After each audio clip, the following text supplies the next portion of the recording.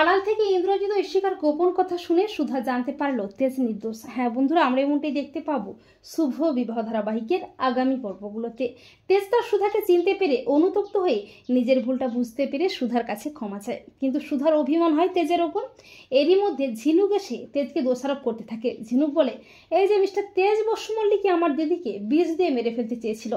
এরপর অফিসার আশুতোষ ঈশিকাকেও নিয়ে আসে। তেজ সুধাকে বলে, সুধা বিশ্বাস করো, আমি তোমাকে ও প্রীতমবাবুকে মেরে ফেলতে চাইনি। তুমি আমাকে ক্ষমা করে দাও। এতদিন ভুল বুঝে তোমার সাথে অনেক অন্যায় করেছি, তোমাকে অনেক কষ্ট দিয়েছি। কিন্তু সুধা তেজকেই ভুল বোঝে।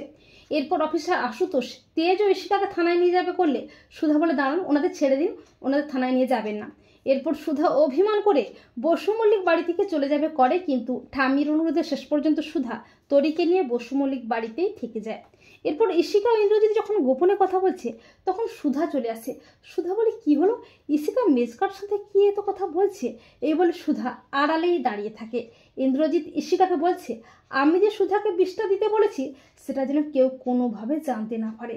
যেমনভাবে হালকা করে তেজের ঘাড়ে দোষটা চাপাচ্ছ তেমনই করো। তেজের ঘাড়ে বন্দুক রেখেই ওই সুধাকে আমরা শেষ করে ফেলবো। 5 বছর আগে ইমনি তেজের রিপোর্ট বদলে দিয়ে ওদের মধ্যে ভুল বোঝাবুঝি সৃষ্টি করেছিল। এসব কথা শুনে চমকে ওঠে সুধা। সুধা বলে, তার মানে তেজ নির্দোষ, আসল অপরাধী ইন্দ্রজিৎ বসু মল্লিক।